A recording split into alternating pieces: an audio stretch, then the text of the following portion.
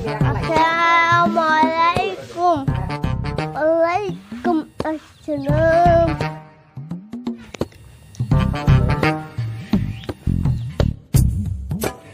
বাবু তুমি কি খাচ্ছ? বাদাম খাচ্ছি। বাদাম তুমি কোথায় পাইছো? আমি শিয়ামের ব্যাগ থেকে বাই করে নিচ্ছি। ওদের শিয়াম তোমার ব্যাগ থেকে বাদাম বাই করছে।